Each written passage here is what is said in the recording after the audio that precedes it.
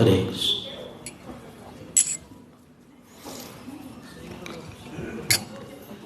जय राधा माधव कुंज विहारी,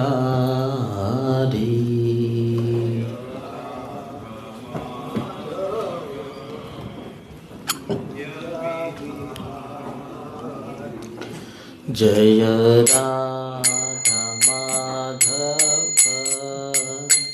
कुंज विहारी,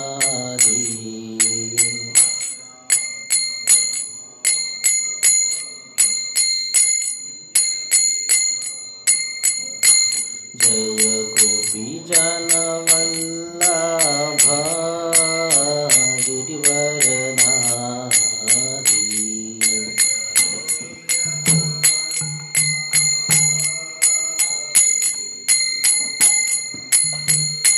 जय गोपी जन वल्लभ गिरिवरधारी,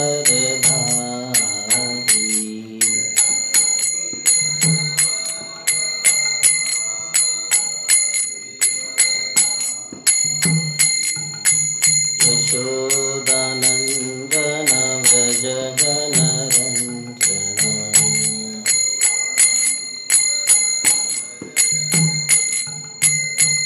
यशोदानन्दन व्रज जनरञ्जन,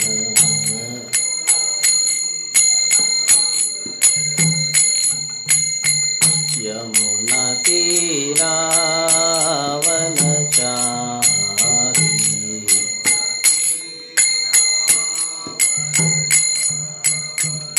यमुना तीरावनचारी,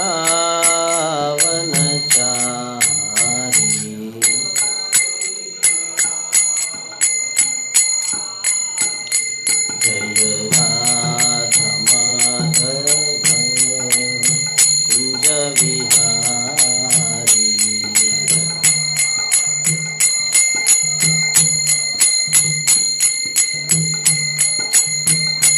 जय गोपी जन वल्लभ गिरिवरधारी,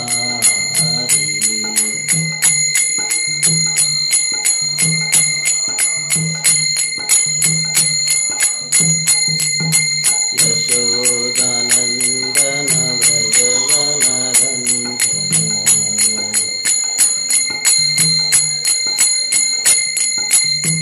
यमुना तीरावनचारी,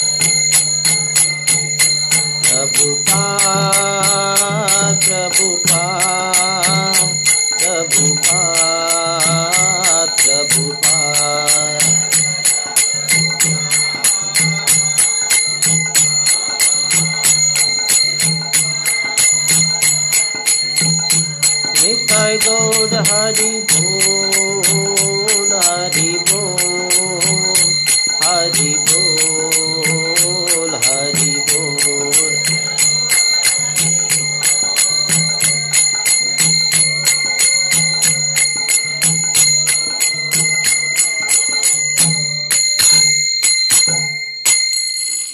कलयुग पावन हरिनाम संकीर्तन यज्ञ की श्रील प्रभुपाद की। ओम नमो भगवते वासुदेवाय।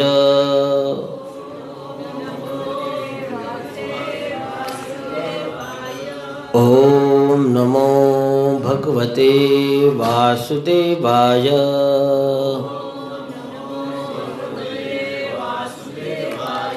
ओम नमो भगवते वासुदेवाय।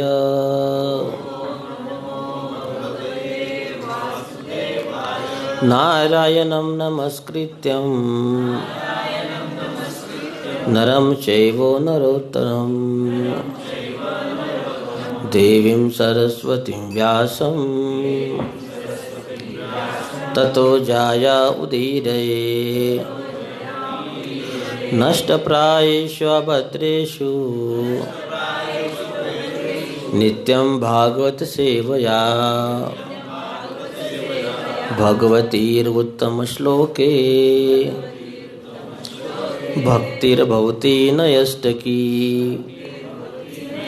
कृष्णाय वासुदेवाय देवकी नंदनाय च नंदगोपकुमाराय गोविंदाय नमो नमः। मुखं करोति वाचालं पंगुलंगायते गिरं यत्कृपातमः वन्दे श्रीगुरुदिनतारिणे। परमानंद माधव श्री चैतन्येश्वर।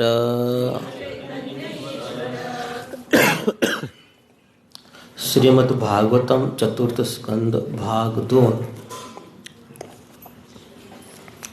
अध्याय 20। महाराज पृथु के यज्ञ स्थल में भगवान विष्णु का प्राकट्य। श्लोक नंबर 15।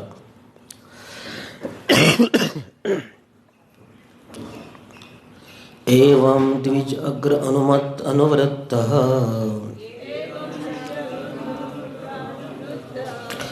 धर्म प्रधान अन्यतम अविद्य अस्या रस्वेन कालेन ग्रहोपयतान दृष्टासि सिद्धान अनुरुक्त लोकः। एवं द्विज अग्र अनुमत अनुवृत्तः धर्म प्रधान अन्यतम अविद्य अस्या स्वेन कालेन ग्रह उपयतान दृष्टासि सिद्धान अनुरुक्त लोकः। एवं द्विज अग्र अनुमत अनुवृत्तः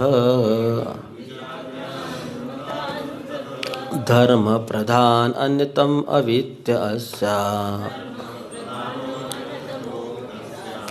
स्वेन कालेन ग्रह उपयतान दृष्टासि सिद्धान अनुरुक्त लोकः।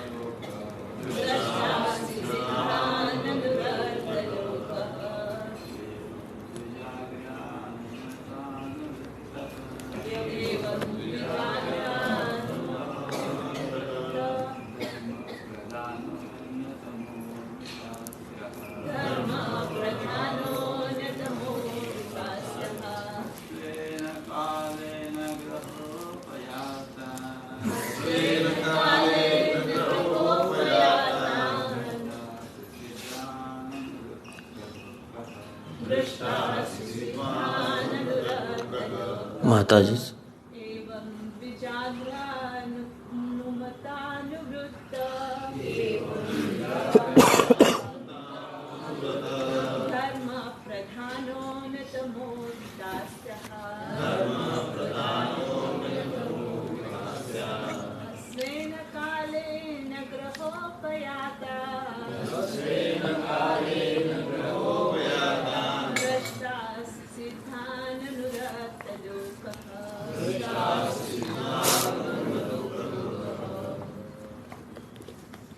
शब्दार्थ एवं इस प्रकार द्विज ब्राह्मणों का अग्रणी द्वारा अनुमतः स्वीकृत अनुव्रतः परंपरा से प्राप्त धर्म धार्मिक सिद्धांत प्रधान प्रमुख अन्यतम अनासक्त अविता रक्षक अस्याः पृथ्वी का रस्वेन लघु कालेन समय से ग्रह अपने घर उपयातान स्वतः आया हुआ दृष्टासी तुम देखोगे सिद्धान सिद्ध पुरुष अनुरुक्तः लोक प्रजा का प्रिय। अनुवाद। भगवान विष्णु ने कहा, हे राजा पृथु, यदि तुम विद्वान ब्राह्मणों से परंपरा से प्राप्त आदेशों के अनुसार प्रजा का पालन करते रहोगे और यदि तुम उनके द्वारा निर्दिष्ट धार्मिक नियमों का अनुसरण मनोरथों से अनासक्त रहकर करते रहोगे तो तुम्हारी सारी प्रजा सुखी रहेगी और तुम्हें प्यार करेगी। तब तुम्हें शीघ्र ही सनकादि 4 कुमारों जैसे मुक्त पुरुषों के दर्शन हो सकेंगे। तात्पर्य श्रील प्रभुपाद द्वारा। श्रील प्रभुपाद की भगवान विष्णु ने राजा पृथु को सलाह दी कि हर व्यक्ति वर्णाश्रम धर्म के नियमों का पालन करे, तभी मनुष्य का इस संसार में चाहे वह जिस स्थिति में रहे मृत्यु के पश्चात मोक्ष निश्चित है।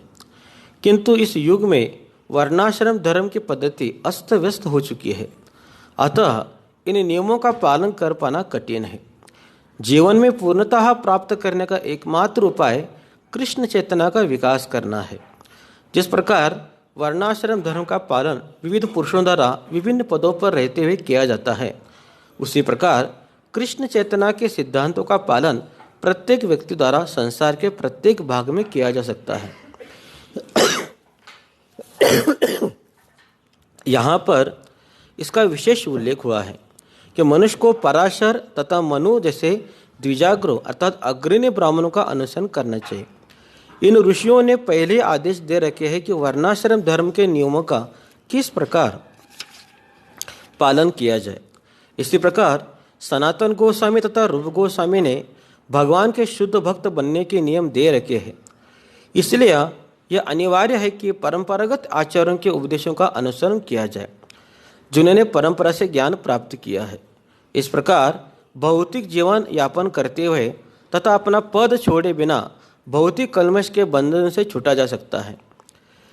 इसलिए भगवान चैतन्य महाप्रभु ने उपदेश दिया है कि मनुष्य को अपना घर बदलने की आवश्यकता नहीं है, उसे मात्र परम स्रोत परंपरा का श्रवण करके नियमों को जीवन में व्यवहारित करना होता है। इस प्रकार जीवन की परम सिद्धि मुक्ति को प्राप्त करके मनुष्य भगवान के धाम को प्राप्त हो सकता है।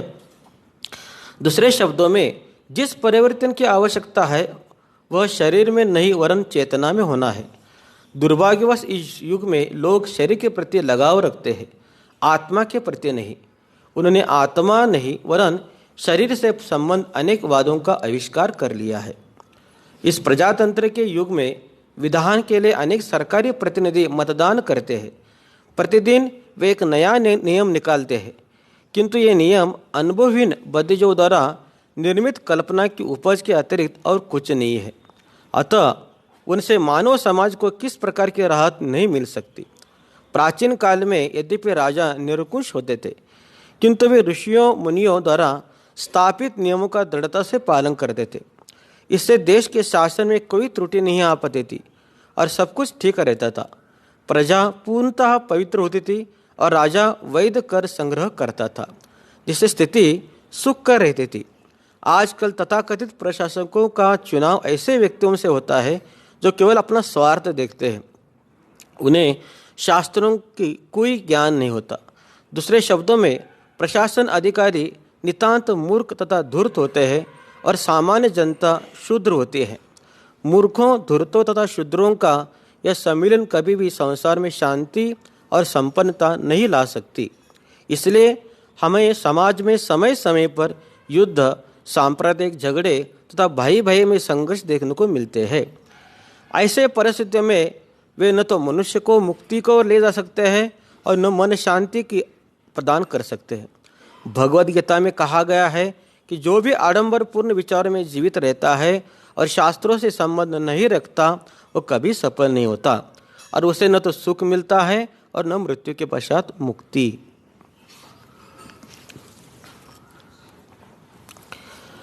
ओम अज्ञानतिमिरन्धस्य ज्ञानाञ्जनशलाकया चक्षुरुन्मिलितं येन तस्मै श्रीगुरवे नमः। श्रीचैतन्यमनोभीष्टं स्थापितं येन भूतले स्वयं रूपा कदा मह्यं ददाति स्वपदान्तिकं।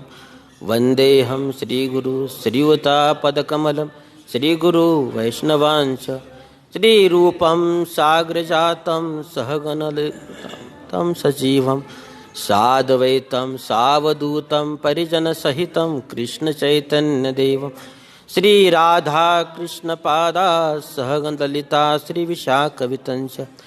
नमो विष्णुपदाय कृष्णपृष्ठाय भूतले श्रीमते भक्तिवेदांत स्वामिनीति नामिने। नमस्ते सारस्वते देवे गौरवाणी प्रचारिणे निर्विशेष शून्यवादी पाश्चात्य देश तारिणी। जय श्री कृष्ण चैतन्य प्रभु नित्यानंद श्री अद्वैत गदाधर श्रीवासादि गौर भक्तवृंद।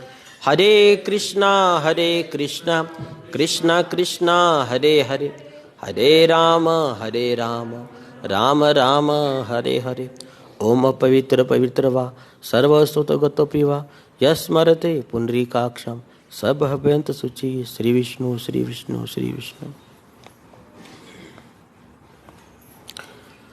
हरे कृष्ण। तो सब भक्तों का हार्दिक स्वागत है आज के सुबह की इस भागवत कक्षा में। तो श्रील प्रभुपाद, गुरु महाराज और उपस्थित वैष्णव के आशीर्वाद की कामना करते हुए आज हम भगवान के बारे में कुछ बोलने का प्रयास करेंगे। वैसे हमारी कुछ योग्यता नहीं है, हमारे सामने इतने बड़े सीनियर भक्त राधा श्याम सुंदर प्रभु बैठे हैं, उनके सामने बोलना सही नहीं है। प्रभु जी सन्यासी के लेवल के है और उनके सामने हम बहुत ही तुच्छ है, तो बोलने के लिए भी संकोच हो रहा है। तो उनके प्रभु जी का आशीर्वाद लेकर मैं थोड़ा कुछ भगवान के बारे में बोलने का प्रयास करूंगा। तो भगवान श्री कृष्ण गीता में कहते हैं, इच्छा द्वेष समुत्तेन द्वंद्व मोहेन भारत। जीवात्मा इस संसार में अपनी इच्छा से आ जाता है। जब वह स्वतंत्र रहकर भोग करने की इच्छा करता है तो भगवान उसको इस संसार में क्या करते हैं, भेजते हैं। जीवात्मा उसकी स्थिति क्या है, सत चित और आनंद में उसकी स्थिति है। सत मतलब वो शाश्वत है, चित मतलब वो ज्ञानमय है, पूरी तरह ज्ञान है उसको, और आनंदमय है, ये उसका स्थिति है। लेकिन जब जीवात्मा इस संसार में आता है तो क्या हो जाता है, उसका उल्टा हो जाता है। वो असत, अचित और निरानंद हो जाता है। असत क्यों बनता है, क्योंकि जब इस संसार में आता है तो उसको ये भौतिक शरीर धारण करना पड़ता है, जो पंच महाभूत का बना हुआ है, पृथ्वी, जल, अग्नि, वायु और आकाश। क्योंकि वो भौतिक शरीर धारण करता है, इसलिए उसको बार बार जन्म लेना पड़ता है, बार बार मरना पड़ता है। इसलिए ये शरीर उनका अशाश्वत हो जाता है। और क्योंकि इस संसार में आने के कारण वो अज्ञान में पड़ जाता है। और निरानंद, जो आध्यात्मिक जगत में वो हमेशा प्रसन्न रहता है, आनंद में रहता है, लेकिन जब इस संसार में आता है तो वो बहुत ही दुखी हो जाता है। ऐसा दुखी हो जाता है जिस तरह के रेगिस्तान में व्यक्ति पानी के लिए क्या होता है, तरसता रहता है। उसी तरह ये व्यक्ति संसार में जब आता है तो सुख के लिए क्या होता है, वो तरसता है। तो जीवात्मा सच्चित आनंदमय है, लेकिन जब इस संसार में आता है तो क्या बन जाता है, असत, अचित और निरानंद। ऐसा क्यों होता है? क्योंकि इस संसार का क्या ये नियम है। तो भगवान ने गीता में कहा है, मामपेत्त पुनर्जन्म दुखालयम अशाश्वत। ये जगत क्या है, जो भी संसार में आएगा उसको बार बार इस संसार में जन्म लेना पड़ेगा, जन्म मृत्यु के चक्कर में उसको भ्रमण करना पड़ेगा। दूसरा है अशाश्वत। ये जगत क्या है, अशाश्वत है। यह संसार में कुछ भी शाश्वत नहीं है। हमारे माता पिता भी शाश्वत नहीं है, हमारे परिवार भी शाश्वत नहीं है, और हमारे जो देश, जिस देश में हम रह रहे हैं वो भी हमारे शाश्वत नहीं है। इस संसार की कुछ भी वस्तु शाश्वत नहीं है, बार बार उसका विनाश होता रहता है। और तीसरी बात कही है, ये जगत क्या है, दुखालयम। हाँ, इस संसार में जो भी आता है उसको दुख कष्ट भोगना ही पड़ता है। तब जब जीवात्मा इस संसार में आता है तो सब कुछ वो भूल जाता है। मैं कौन हूँ, मेरे जीवन का उद्देश्य क्या है, ये सब कुछ वो भूल जाता है। तो ऐसा क्यों होता है? क्योंकि माया मुग्ध जीवेर नाही स्वतः कृष्ण ज्ञान। तो वो माया से, इस संसार में आने के बाद क्या होता है, वो माया से मुग्ध हो जाता है। कृष्ण भूलिया जीव भोगवंचा करी, निकटस्थ माया तर झपटे धरी। जब जीवात्मा श्री कृष्ण को भूल जाता है तो इस संसार की माया उसको क्या करते हैं, झपट लेते हैं। ऐसे झपट लेते हैं जिस तरह एक भूत क्या करता है, एक व्यक्ति को झपट लेता है। जब कोई भूत किसी व्यक्ति को झपट लेता है तो क्या होता है, अगर वो मराठी बोलता है तो वो कन्नड़ बोलना चालू करता है, अगर कन्नड़ बोल रहा है तो वो मराठी बोलना चालू करता है, चाहे तो इंग्लिश में भी बोल सकता है। तो ऐसे बहुत सारे उदाहरण है तो कि एक व्यक्ति को इंग्लिश बोलना नहीं आता था, लेकिन वो इंग्लिश बोलना चालू कर दिया क्योंकि उसके अंदर इंग्लिश भूत घुस गया था। तो इस तरह ये जो भूत है वो विश्व व्यक्ति क्या करता है, कंट्रोल करता है। उसी तरह ये जो जीवात्मा शाश्वत है, आनंदमय है, लेकिन भगवान को छोड़कर इस संसार में आने के कारण क्या होता है, माया देवी इसको क्या करते हैं, कंट्रोल में लाती है और उसको माया के इशारे के ऊपर चलना पड़ता है। तो माया देवी क्या करते हैं, जब जीवात्मा इस संसार में आते हैं पहले तो उसका अस्तित्व उसको भुला देती है।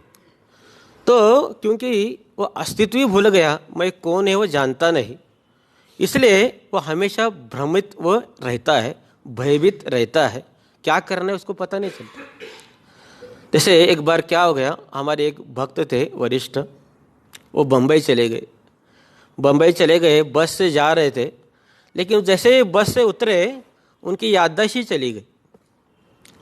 तो प्रभु जी को समझ में नहीं आ रहा था कि मैं कौन हूँ, मुझे घर कौन सा जगह, कहाँ जाना है, कुछ भी उनको पता नहीं चल रहा था। तो सामने पुलिस स्टेशन देखा उनको, वो पुलिस स्टेशन में गए और वहाँ एक लेडी ऑफिसर होती, उनको कहा कि मैं सब कुछ भूल गया हूँ, तो कृपा करके मेरे घर का रास्ता मेरे को बताए। वो भी शायद ड्यूटी करके थक गए थे। वो बोला हमको क्या यही काम है क्या? बोला चलो यहाँ से निकलो। बोले तो उनको निकाल दिया। तो प्रभु जी को समझ में नहीं आ रहा था अभी क्या करें, मुझे तो कुछ याद नहीं आ रहे। तभी सामने से और एक पुलिस आ गया, वो ज़रा अच्छा सज्जन था। प्रभु जी ने वैष्णव ड्रेस पहना था, इसलिए उन्होंने कहा कि मैं सब कुछ भूल गया हूँ, मेरा पता बेटा दिखाओ, बताओ। तो उनके पास एक मोबाइल था प्रभु जी का, और शायद उसको लॉक नहीं था भगवान की कृपा से। तो पुलिस ने वो सब डायल कर दिया, उनके घर वालों को बुलाया, परिवार को बुलाया, और परिवार वाले आए और उनको लेकर चले गए। तो इस तरह हम देखते हैं अगर कोई व्यक्ति अपने अस्तित्व को ही भूल जाता है वो हमेशा क्या रहेगा, वो भ्रमित ही रहेगा। तो माया देवी पहला काम क्या करते हैं, जब जीवात्मा संसार में आता है उसकी असली स्थिति उसको भुला देते हैं, सब कुछ उसका भुला देते हैं। तो क्यों भुला देती है? क्योंकि जब तक हम भूलते नहीं हैं कि हम कृष्ण के दास हैं, कृष्ण के सेवक हैं, जब तक भूलते नहीं तब तक इस संसार का हम भोग नहीं कर सकते। इस संसार में हम आए क्यों?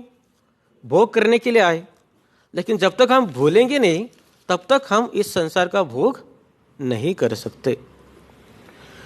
लेकिन ये बात भी सच है, जीवात्मा भगवान कृष्ण से बिछड़कर इस संसार में कभी सुखी नहीं रह सकता। जिस तरह मछली पानी के बगैर जीवित नहीं हो सकती। क्यों? क्योंकि मछली जल की रानी है, जीवन उसका, क्योंकि उसका जीवन क्या है? पानी है। तो हमारे भी जीवन, हमारे प्राण कौन है? भगवान श्री कृष्ण है। क्योंकि हमारा संबंध भगवान से है। ममे वांसे जीवलोके जीवभूत सनातन। तो हम कृष्ण के सनातन क्या है? अंश है, दास है। कृष्ण हमारे वास्तविक कौन है? माता और पिता है। पिता अहमस जगतो माता धाता पिता माँ। तो जिस तरह एक संतान पिता के बगैर कभी सुखी नहीं रह सकता, उसी तरह हम भगवान के वास्तविक संतान है। हम भी भगवान के बगैर कभी सुखी और प्रसन्न नहीं हो सकते। तो जब इस जीवात्मा इस संसार में आता है, इस संसार में आकर क्या करता है? दर दर की ठोकरें खाता रहता है। अर्थात हर जन्म में माया की ठोकर खाता रहता है। हर जन्म में वो सुख ढूंढने का क्या करता है? प्रयास करता है। तो 84 लाख क्या है? योनि है। तो 84 लाख योनि में क्या करता है वो? ब्रह्मलोक में सुख है क्या देखता है, देवलोक में सुख है क्या देखता है, इस पशु जन्म में सबको हर जन्म में वो सुख ढूंढने का क्या करता है? प्रयास करता है। लेकिन किसी भी जन्म में उसको सुख और आनंद नहीं मिलता और बहुत ही निराश हो जाता है, दुखी हो जाता है। और जब कोई जीवात्मा दुखी और कष्ट होकर भगवान को असल में प्रार्थना करता है कि मुझे ज्ञान दे दो, तब भगवान उसको क्या करते हैं? ज्ञान देते हैं। माया मुग्ध जीवे नाही स्वतः कृष्ण ज्ञान, जीवे रे कृपा कैल कृष्ण वेद पुराण। तो भगवान जीवात्मा को ज्ञान कैसे देते हैं? शास्त्रों के माध्यम से देते हैं। तो शास्त्र क्या है? व्यक्ति को एक मार्गदर्शक पुस्तिका है। भगवान की तरफ कैसे आना है यह हमको शास्त्र कहते हैं। तो वेद है, पुराण है, महाभारत है, रामायण है। तो ये सब शास्त्रों में क्या कहा है? कंक्लूजन क्या है? वेदे रामायण चैव आद्यो मध्यो च अंत्य च हरि सर्वत्र गए थे। तो वेद ले लो, रामायण ले लो, पुराण ले लो, सब में यही कहा है अगर जीवन में सुखी रहना चाहते हो तो आपको क्या करना चाहिए? भगवान की शरण लेना चाहिए। इस तरह जब वो शास्त्रों का पठन करता है तब उसको जीवन का असली अस्तित्व समझ में आता है। और भगवान और वेदों में भी कहा है अंते नारायण स्मृति। तो वेदों का भी कंक्लूजन क्या है? अंतिम समय हमको नारायण के ही शरण में जाना है। तुकाराम महाराज भी कहते हैं वेद अनंत बुल्ला अर्थी तुकाचे साधेला, विठोबाशी शरण जावे निज निष्ठा नाम गावे। हरे कृष्णा कृष्णा कृष्णा हरे हरे, हरे राम राम राम हरे हरे। तो तुकाराम महाराज कहते हैं वेदों में बहुत सारी बातें कहे गए हैं, लेकिन कंक्लूजन क्या है? विठोबाशी शरण जावे निज निष्ठा नाम गावे। यानी पांडुरंग की हमको शरण में जाना चाहिए। निज निष्ठा मतलब निरंतर भगवान का नाम हमको लेते रहना चाहिए। और यही बात भगवान कृष्ण गीता में भी कहते हैं सर्वधर्मान परित्यज माम एकम शरण व्रज अहम ताम सर्व पापेभ्यो मोक्षयिष्यामि मा शुचि। तो भगवान इस पे कहते हैं बाकी सारे कर्तव्य उनको छोड़ दो जो हमने अपने मन में डाल दिया है और केवल मेरी शरण में आओ। तो यहाँ पे कहते हैं माम एकम, केवल मेरी शरण में आपको आना है, बाकी और अन्य किसी के शरण में आपको जाना नहीं है। तो हमारे शास्त्र में बहुत सारे देवताएं हैं, 33 कोटि देवता हैं। तो भगवान कहते हैं किसी के भी शरण में आपको जाना नहीं, केवल हमारे शरण में आना है। मसोबन है, खंडोबन है, यल्लमन है, ज्योतिबन है, केवल मेरे शरण में आना है। और चैतन्य चरितामृत में हम देखते हैं रूप गोस्वामी और सनातन गोस्वामी ये महाप्रभु के क्या है? पार्षद है। भगवान के महान भक्त हैं। इन्होंने भी बहुत सारे भक्ति में ग्रंथ लिखे और इन ग्रंथों में भी उन्होंने यही बताया है कि जीवन में अगर हमको सुखी रहना है तो हमको क्या करना चाहिए, श्री कृष्ण की भक्ति करना चाहिए। तो इस जीवन का, मनुष्य जीवन का एक ही उद्देश्य है, भगवान श्री कृष्ण के शरण में जाना। कर्मा पक्कतस देवस सेवा, अपने सारे कर्मों को भगवान को समर्पित करना है और श्री कृष्ण की भक्ति करनी है। लेकिन समस्या क्या है, इस संसार में बहुत सारे जीवात्मा है। कोई सतोगुणी में ज़्यादा है, कोई रजोगुणी में ज़्यादा है, कोई तमोगुणी में ज़्यादा है। तो हर कोई झट से भगवान के शरण में जाने वाला नहीं है। इसलिए भगवान ने क्या किया है, वर्ण और आश्रम की निर्मित की है, ताकि ग्रेजुअली यानी धीरे धीरे वो भगवान के पास आ सकता है। तो वर्ण कितने हैं, 4 वर्ण है। चातुर्वर्णम मया सृष्टम गुण कर्म विभागश। तो भगवान कहते हैं समाज की व्यवस्था के लिए मैंने 4 वर्णों के निर्माण किया है, ब्राह्मण, क्षत्रिय, वैश्य और शूद्र।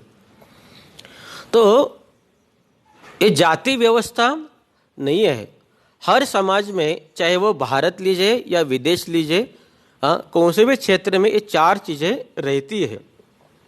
समाज में कुछ बुद्धिमान लोग रहती है, फिर समाज की रक्षा करने के लिए कुछ मिलिट्री टाइप लोग भी चाहिए है, समाज का भरण पोषण करने के लिए, खेती करने के लिए एक किसान चाहिए है, और खेती में काम करने के लिए भी लेबर लोग भी चाहिए। इस तरह इसमें जाति व्यवस्था का कुछ लेना देना नहीं है। जिस तरह हम देखते हैं एक कंपनी होता है, कंपनी में एक बॉस रहता है, फिर एक क्लर्क रहता है, अकाउंट ऑफिस रहता है, फिर गार्ड भी रहता है और एक प्यून रहता है। प्यून मतलब सिपाही, झाड़ू मारने के लिए। तो एक कंपनी, इन सबका उद्देश्य क्या है, कंपनी अच्छी तरह से चले। इसमें जात पात का कुछ लेना देना नहीं है। जो अच्छा बुद्धिमान है वो बॉस बन जाता है, जिसको ज़्यादा अच्छा अकाउंट आता है वो अकाउंटेंट बन जाता है, जो बहुत तगड़ा है वो गार्ड बन जाता है। अरे किसी को इतना सब ज्ञान नहीं है तो अपना घर चलाने के लिए कुछ तो काम करना पड़ेगा। इसलिए वो क्या करता है, झाड़ू पोछा का काम करता है, उसको कहते हैं शूद्र। तो शूद्र मतलब ये नहीं कि वो उसको छूता छूती, उसको छूना नहीं, ऐसे बात अपने समाज में कहा भी नहीं है। तो और भगवान ने ये भी कंडीशन रखा है, ये जो सिस्टम है ब्राह्मण, क्षत्रिय, वैश्य और शूद्र, ये क्या है, गुण कर्म विभागश। तो वैसे उसके अंदर गुण भी होना चाहिए और उसका कार्य भी वैसे होना चाहिए। जैसे ब्राह्मण किसको कहते हैं, शम दम तप शौचम शांतिम आर्जम एवच ज्ञानम विज्ञानम आस्तिकम ब्रह्म कर्म स्वभावजम। तो ब्राह्मण कौन है, सिर्फ सरनेम कुलकर्णी देशपांडे ये ब्राह्मण नहीं है, या ब्राह्मण कुल में ही जन्म लिया है इसका मतलब वो ब्राह्मण नहीं है। तो ये गुण उसके होना चाहिए, क्या, उसको अपनी इंद्रियों के ऊपर नियंत्रण होना चाहिए, वाचो वेगम मनसा क्रोध वेगम। फिर वो स्वच्छता का पालन उसको करना चाहिए, उसको शास्त्रों का ज्ञान होना चाहिए। अगर ये गुण होगा तभी वो क्या है, ब्राह्मण है। अगर समझो उसको गुण ब्राह्मण के है लेकिन कार्य वो नहीं करता ब्राह्मण के जैसे, उसको भी ब्राह्मण नहीं कहा जाता, उसको ब्रह्मबंधु कहा जाता है। इस तरह भगवान ने कंडीशन रखा है, उसके गुण और उसका कार्य भी ब्राह्मण के जैसे होना चाहिए, तभी उसको ब्राह्मण कहा जाता है। इस तरह ये भगवान ने जो ये सिस्टम बनाया है, ये कैसे है, गुण और कर्म के अनुसार, जन्म के अनुसार नहीं बनाया है।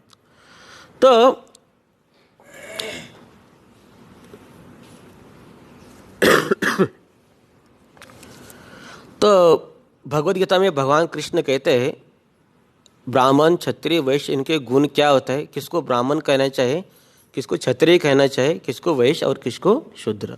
तो ब्राह्मण किसको कहते हैं, शम दम शौचम शांतिम आर्जयम ज्ञानम विज्ञानम आस्तिकम ब्रह्म कर्म स्वभावजम। तो अपने इंद्रियों को शमन करता है, जो तपस्वी है और जो शास्त्रों का ज्ञान अर्जित किया है दूसरों को देता है, स्वच्छता का पालन करता है, उसको कहते हैं ब्राह्मण। और एक ये भी कंडीशन कहा है कि अगर कोई ब्राह्मण है बाद में वो क्षत्रिय भी बन सकता है, और कोई क्षत्रिय है वो ब्राह्मण भी बन सकता है। तो भागवत में ऐसे एक उदाहरण आता है कि जो पहले ब्राह्मण थे वो बाद में क्षत्रिय बन गए। वो कौन थे? परशुराम जी थे। तो परशुराम वैसे देखा जाए तो वो ब्राह्मण थे, जमदग्नि के पुत्र थे, लेकिन हम देखते हैं कि कार्तवीर्य अर्जुन ने क्या किया, उनकी जो गाय है वो लेकर चले गए। तो इसलिए परशुराम ने क्या किया, वो उनके हाथ में एक कुराड़ था ना, वो लेकर गए और बहुत सारे क्षत्रियों का उन्होंने नाश कर दिया। तो उनके पिताजी ने कहा हम ब्राह्मण हैं, हमको ऐसे कार्य नहीं करना चाहिए। फिर उनको शुद्धि करने के लिए उनको भेज दिया गया। और कुछ दिन के बाद क्या हो गया, जो कार्तवीर्य अर्जुन के पुत्रों ने जमदग्नि का भी गला काट दिया।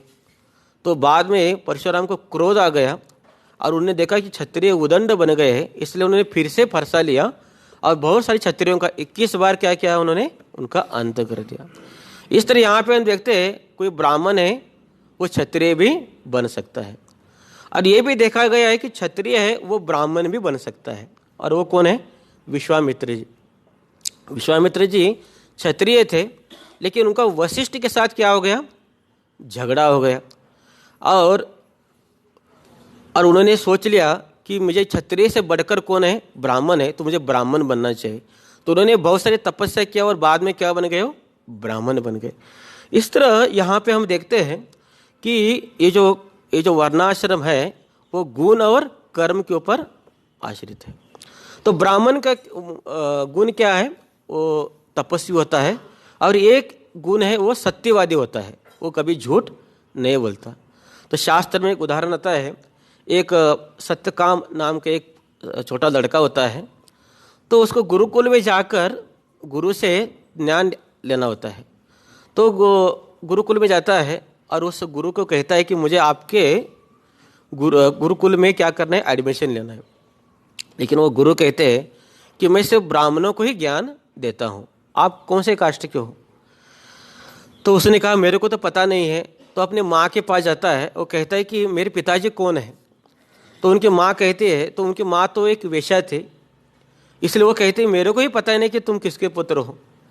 और ये लड़का क्या करते हैं, एज इट इज गुरु को जाकर कहता है ये ऐसा ऐसा कंडीशन है। तो गुरु कहते हैं आप कौन है? आप ब्राह्मणी है, आप मेरे गुरुकुल में एडमिशन ले सकते हैं, क्योंकि उसने सत्य बोला। तो सत्य बोलना ही ब्राह्मण का गुण है। तो किवा विप्र किवा नासी शूद्र के ने हो, यही कृष्ण तत्ववेत्ता सही गुरु है। तो हम देखते हैं कि चैतन्य चरितामृत भी कहा है कि किसको हम गुरु कर सकते हैं। तो जो कृष्ण तत्व जानता है, कृष्ण भक्ति करता है, तो चाहे वो चंडाल कुल का भी हो, उसको भी हम गुरु कर सकते हैं। प्रभुपाद जब वृंदावन में थे तो उनके जो शिष्य थे तो वो किसी मंदिर में गए। अभी वो मंदिर का नाम ठीक से मुझे याद नहीं, शायद राधा रमन मंदिर होगा। तो वहाँ पे गए तो भगवान का दर्शन किया, बहुत सारे फॉरेन के भक्त थे। तो वहाँ के पुजारी ने क्या कहा, एक्चुअली वो उनको टोमने मार रहे थे। उन्होंने कहा आप ऐसे ही इस्कॉन में अच्छी तरह भक्ति करो तो अगले जन्म में भगवान आपको क्या करेंगे, हमारे मंदिर में यानी राधा रमन मंदिर में क्या करेंगे, आपको सेवा देंगे। उनको लगा कितना अच्छा हमको आशीर्वाद दिया है। उन्हें खुशी खुशी से प्रभुपाद को जाकर बताया, देखो हमको उस ब्रजवासी ने ऐसा आशीर्वाद दिया है। तो प्रभुपाद को पता चला उन्होंने ऐसा क्यों कहा है, क्योंकि ब्रजवासी कुछ लोग ऐसे सोचते थे कि प्रभुपाद ने देखो म्लेच्छ लोगों को क्या किया है, ब्राह्मण बना दिया है। तो प्रभुपाद ने कहा आप फिर से उस मंदिर में जाओ, उस पुजारी को कहो कि आप ऐसे ही राधा रमन जी की सेवा करते रहो, फिर अगले जन्म में आपका जन्म इस्कॉन में होगा और आप अच्छी तरह से क्या कर सकते हैं, आप सेवा कर सकते हैं। तो प्रभुपाद या भक्ति साधना ठाकुर भी कहते हैं कि जन्म के आधार के ऊपर ये ब्राह्मण क्षत्रिय वैश्य नहीं होता, क्योंकि जन्मना जायते शूद्र, जन्म से सभी लोग क्या होते हैं, शूद्र ही होते हैं। लेकिन संस्कारात भवे द्विज, जब उसके ऊपर संस्कार होता है तो वो द्विज होता है। वेद पाठात भवे विप्र, जब वैदिक शास्त्रों का पठन करता है तो विप्र बन जाता है। और ब्रह्म जानाति इति ब्राह्मण, तो इस तरह जब भगवान को जानता है तभी उसको ब्राह्मण कहा जाता है। फिर क्षत्रिय के गुण क्या होना चाहिए, तो कहते हैं शौरम तेजम धृतिदाक्षम युद्धे च अपीय पलायनम दानम ईश्वरम भावस्य छात्र कर्म स्वभावजम। तो क्षत्रिय मतलब कैसा होना चाहिए, वो बहुत ही शूरवीर होना चाहिए। तो पहले ज़माने में जो क्षत्रिय लोग होते थे वो जंगल में जाते थे और शेर के साथ आमने सामने क्या करते थे, युद्ध करते थे।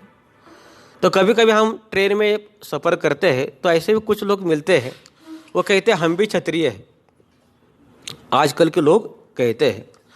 लेकिन हम देखते हैं कि उनको पता ही नहीं कि असल में क्षत्रिय कौन होता है। क्षत्रिय मतलब क्या है, उसको जंगल में जाकर शेर के साथ आमने सामने उसको युद्ध करना होता है। लेकिन आजकल गले में कुत्ता देखकर लोग क्या करते हैं, भाग चले जाते हैं। तो इतिहास में भी ऐसे बहुत सारे राजा हो गए, जैसे एक राजा हो गए, कल महाराज बोल रहे थे ना, भरत महाराज। जैसे हम लोग छोटे छोटे जब थे तो बिल्ली से कुत्ते के साथ खेलते थे, लेकिन भरत महाराज शेर के साथ, सिंह के साथ, हाथी के साथ क्या करते थे, खेलते थे। और उनको खेल खेल में बांध कर अपने घर में रखते थे। ऐसे वो शूरवीर थे। तो क्षत्रिय मतलब क्या, बहुत ही शूरवीर होना चाहिए और बहुत ही तेजस्वी होना चाहिए। वो कभी मुरझावा नहीं होता। और युद्धे से अपि पलायनम, जो क्षत्रिय होता है कभी युद्ध में पीछे हटता नहीं है। एक तो वो मारता है, ना तो खुद मर जाता है। तो ऐसे भी एक कहानी आती है, एक राजा होता है, वो युद्ध करने के लिए गया होता, लेकिन वो डर कर क्या होता है, घर वापस आ जाता है। दरवाज़ा नॉक करते हैं, अंदर पत्नी होती है। तो पत्नी कहते कौन है, वो कहते मैं आपका पति हूँ। तो पत्नी कहते आप युद्ध हो गया, इतने जल्दी आ गए आप। उसने कहा नहीं नहीं, युद्ध अभी चालू है, मैं डर कर आ गया। तो पत्नी ने कहा तुम मेरे पति हो ही नहीं सकते, क्योंकि मेरे पति कभी डर कर वापस आने वाले नहीं हैं। तो ऐसा कहने के बाद फिर से उसका क्षत्रियत्व जागृत हो गया, वापस वो युद्ध के लिए चला गया और जीत कर वापस आ गया। तो क्षत्रिय का गुण क्या है, वो युद्ध से पीछे हटता नहीं। जिस तरह हम देखते हैं भागवत में जब परीक्षित महाराज कली को ढूंढ रहे थे, तो उन्होंने एक व्यक्ति देखा जो काला कलोटा था, राजा का वेश परिधान किया था और कार्य क्या कर रहा था, शूद्रों के जैसे कार्य कर रहा था, बैल और गाय को पीट रहा था। तब परीक्षित महाराज को इतना क्रोध आ गया, उन्होंने तलवार ही निकाल दिया। अभी क्षत्रिय जब क्या करता है, कोई युद्ध करने आता है तो वो भी युद्ध करने के लिए चला जाता है। लेकिन ये कली, वो तो नकली राजा था, झट से उसने अपने कपड़े निकाले और सीधा वो शरणागत हो गया। तो राजा होता है, ऐसे शरणागत कभी होता नहीं है। इस तरह युद्धेच अपि अपलायनम। फिर राजा का गुण है क्या है, वो दानवीर होता है। दानम ईश्वरम भावस्य। तो हम देखते हैं कि इतिहास में ऐसे बहुत सारे राजा लोग हैं जिन्होंने बहुत कुछ दान धर्म किया है। जैसे रंती देव है, हम भागवत में देखते हैं 48 दिन उन्होंने उपवास किया। जब खाने का समय आ गया तो कभी ब्राह्मण आ गए, कभी चंडाल आ गए, कभी कुत्ता आ गया, तो हर एक को अपना भोजन वो देते ही बैठ गए। फिर हम देखते हैं शिबी नाम के एक राजा थे तो उनके यहाँ एक कबूतर आ गया और कबूतर कहने लगा कि मेरे पीछे बाज लगा है मेरे को खाने के लिए, कृपया मेरी रक्षा कीजिए। तो अब शिबी महाराज ने उसको रक्षा अपने शरणागत में रख दिया। बाज कहने लगा मैं भी आपकी प्रजा हूँ, मेरे को भी भूख लगी है, मेरे को भी अन्न चाहिए, आप क्या कीजिए इस कबूतर के वजन के अनुसार मुझे मांस दीजिए। तो राजा ने क्या किया, एक तराजू में कबूतर को रखा और एक तराजू में अपना ही मांस निकाल कर उसके अंदर रख रहे थे। लेकिन वो तराजू फिर भी नीचे नहीं आ रहा था। तो एक एक काटा, लेकिन वो तराजू नीचे आ ही ना रहा था। बाद में खुद जाकर उसके अंदर बैठ गए। यानी उन्होंने कहा कि आप मेरे को खाओ लेकिन कबूतर को आपको नहीं खाना है। फिर हम देखते हैं युधिष्ठिर महाराज भी जब वो वनवास में जा रहे थे बहुत दुखी थे। क्यों दुखी थे? इसलिए दुखी नहीं थे कि हमारा राजपाट चला गया। वो सोच रहे थे कि मैं ब्राह्मण हूँ, मैं क्षत्रिय हूँ, मेरा कार्य क्या है, मेरे साथ जो ब्राह्मण आ गए उसको क्या करना है, मेरे को दान धर्म करना है, उनको भोजन देना चाहिए, लेकिन मेरे पास कुछ भी नहीं है। तो बाद में वो सूर्यदेव की आराधना करते हैं और सूर्यदेव उनको क्या देते हैं, अक्षय पात्र देता है। और सूर्यदेव कहते हैं कि अक्षय पात्र से आप कितना भी खाना, कितना ही भोजन आप ब्राह्मणों को दे सकते हो, लेकिन कंडीशन क्या था, जब द्रौपदी एक बार खाकर उसको धोकर रख दी, उस दिन उसको वो खाना उसको नहीं मिलता था। हाँ, यानी जिस तरह हम देखते हैं कि मोबाइल में क्या होता है 1 GB 1.5 GB होता है ना, हाँ, उतना कोटा खत्म हो गया तो अगले दिन ही वो मिल जाएगा। उसी तरह अक्षय पात्र का भी ऐसा था। इस तरह ये क्षत्रिय का गुण क्या है? दानम ईश्वरम भावस्य। और वैश्य का कर्तव्य क्या है? कृषि गोरक्ष वाणिज्यम वैश्य कर्म स्वभावजम। तो कृषि यानी खेती करना, अनाज उत्पन्न करना ताकि समाज का भरण पोषण हो जाए। और गोपालन करना, गोपालन से क्या होता है? दूध, दही, फिर दही से हम देखते हैं कि मक्खन बन जाता है, फिर उसको घी उत्पन्न हो जाता है। तो घी से हम फिर से वो यज्ञ करते हैं, और यज्ञ करने से क्या हो जाएगा? फिर से यज्ञात भवति पर्जन्य। तो इस तरह ये वैश्य का कार्य है। और शूद्र मतलब क्या है? जो कामगार वर्ग होता है, जो लेबर वर्ग होता है, तो इनको लेबर वर्ग करके अपना पेट पालन करना होता है। इस तरह ये 4 वर्णों के बारे में कहा है। अभी दूसरी चीज़ है 4 आश्रम। ये 4 आश्रम भी क्या है? धीरे धीरे जीवन से विरक्त होने के लिए 4 आश्रम बनाए हैं।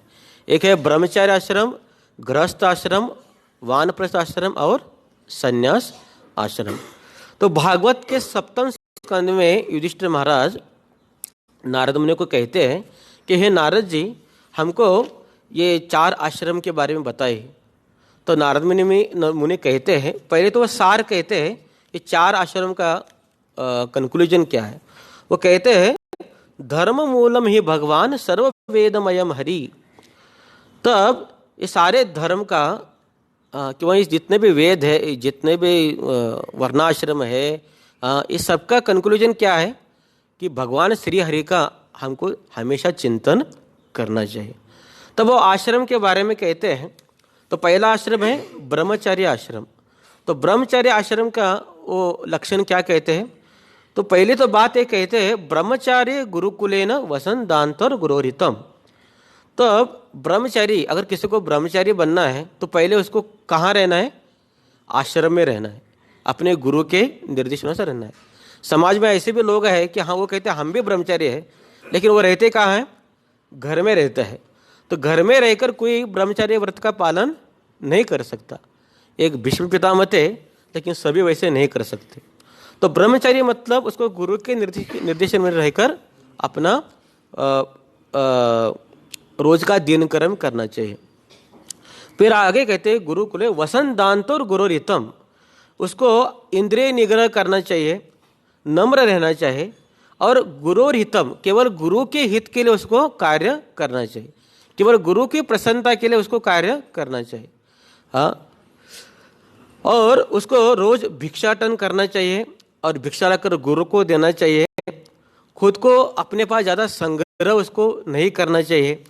स्त्रियों से या स्त्री लंपटों से उसको दूर रहना चाहिए, और उसको ज़्यादा मेकअप भी नहीं करना चाहिए।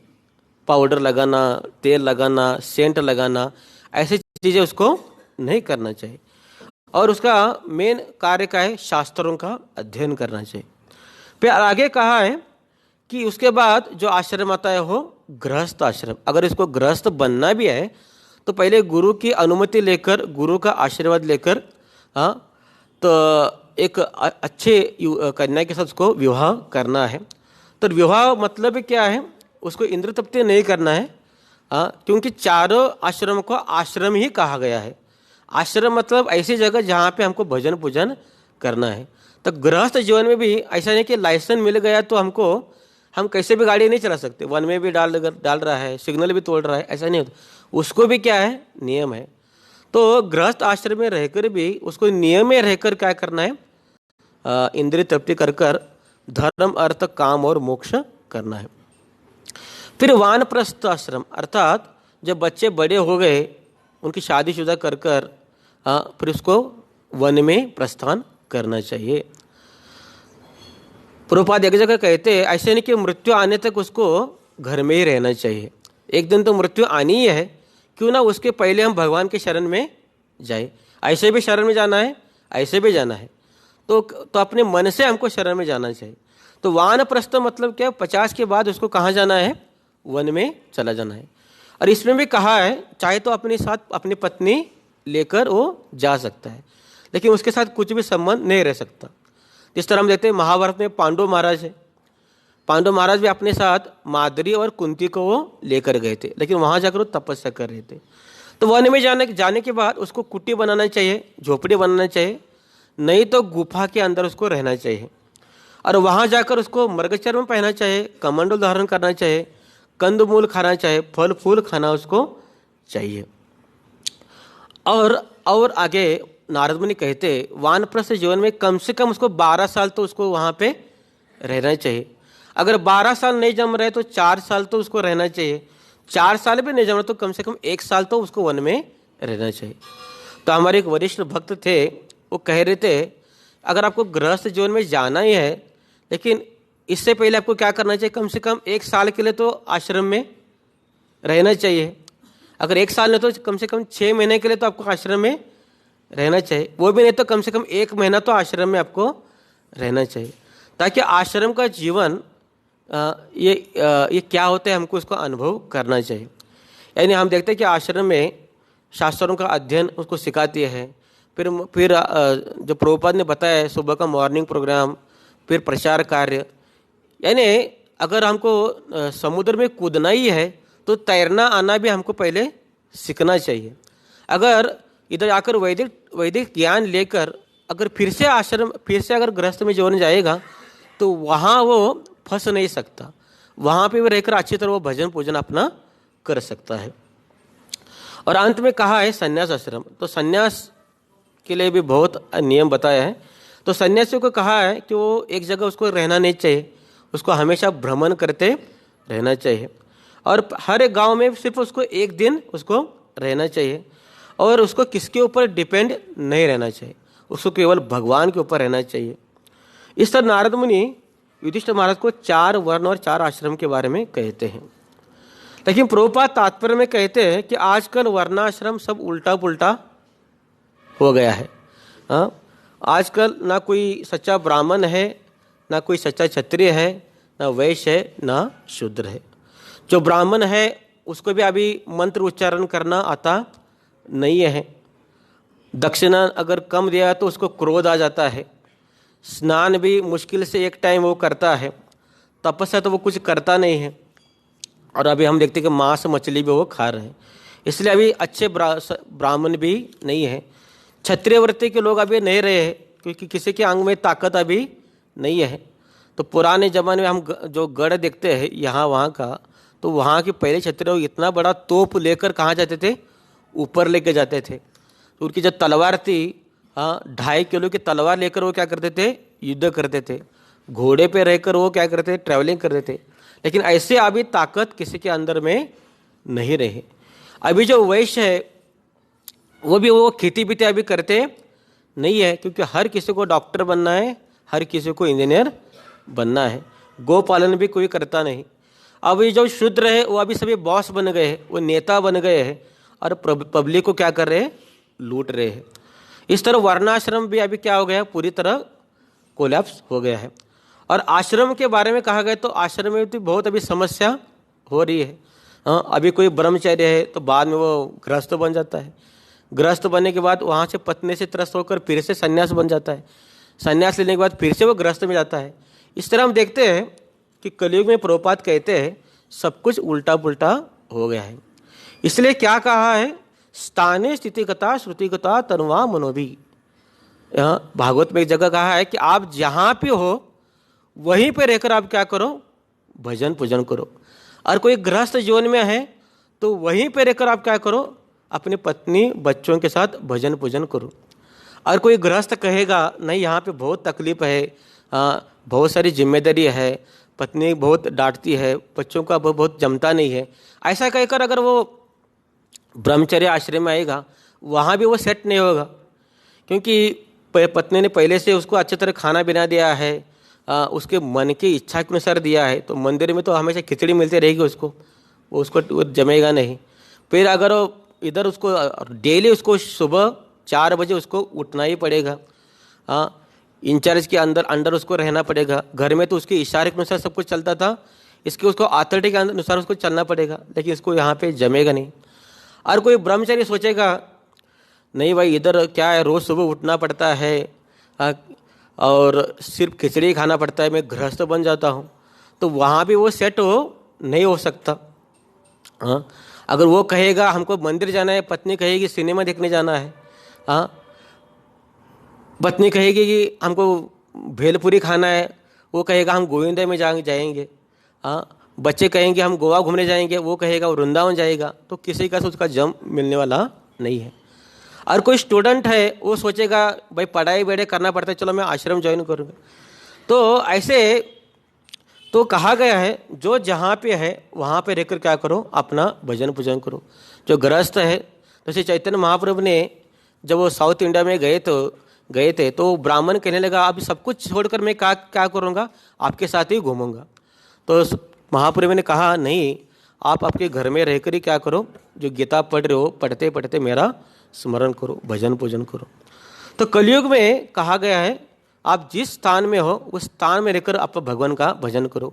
कोई गृहस्थ है, गृहस्थ में रहकर भजन करो, कोई ब्रह्मचारी है, ब्रह्मचारी रहकर, कोई स्टूडेंट है, कोई स्त्री है, कोई पुरुष है, जो भी जिस स्थान पर है उस स्थान पर रहकर हमको भगवान का भजन करना है। हमको अपना स्थान कभी बदलना नहीं है। जैसे प्रभुपाद एक बार कौन सा गजेंद्र मोक्ष वो जो कथा है वहाँ पे वो तात्पर्य लिख रहे थे, तभी उन्होंने किसी भक्त को संन्यास दीक्षा दिया था। तो जब वो तात्पर्य लिख रहे थे तभी पोस्ट से वो संन्यास दंडा उनके पास आ गया और उन्होंने कहा प्रभुपाद मैं संन्यास पालन नहीं कर सकता, मुझे माफ़ कर दीजिए। तब प्रभुपाद ने तात्पर्य में कहा ऐसी कोई बात नहीं है, आप गृहस्थ रहकर भी भक्त भजन कर सकते हैं। हमारे जीवन का उद्देश्य क्या है, माया से हमको युद्ध करना है। अगर किसी को गृहस्थ में रहकर माया से युद्ध करना जमता है तो उसको गृहस्थ में रहकर माया से युद्ध करके भगवान का भजन करना चाहिए। किसी को लगता है नहीं ब्रह्मचारी जीवन में रहकर अच्छी तरह भजन में कर सकता हूँ, तो उसको ब्रह्मचर्य आश्रम में रहकर भी भजन भगवान का कर सकता है। हाँ, हर एक को अपना अपना स्थान देखना चाहिए, तो उस स्थान में रहकर हमको भगवान का भजन करना चाहिए। इस तरह यहाँ पे यही कहा है कि देखा जाए तो वर्णाश्रम के अनुसार हमको जीवन यापन करना चाहिए, जितना जमता है उतना करना चाहिए। लेकिन वो चैतन्य महाप्रभु ये भी कहते हैं कि ना हम विप्रो न च नरपेते नापि वैष्णव शूद्र, ना मैं ब्राह्मण हूँ, ना मैं वैश्य हूँ, ना मैं शूद्र हूँ, ना मैं गृहस्थ हूँ, ना ब्रह्मचारी हूँ, ना वानप्रस्थ, सन्यासी, तो मैं कौन हूँ, गोपीर भर्तुर पदकमल्यो दास दासानो दास। तो ये सारी उपाधियाँ हैं, सब उपाधियों को हम त्याग कर हमको क्या करना चाहिए, दास के रूप में भगवान का भजन पूजन करना चाहिए।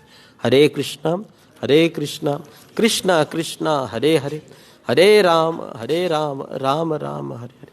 श्री कृष्ण भगवान की, श्रील प्रभुपाद की। हरे कृष्ण।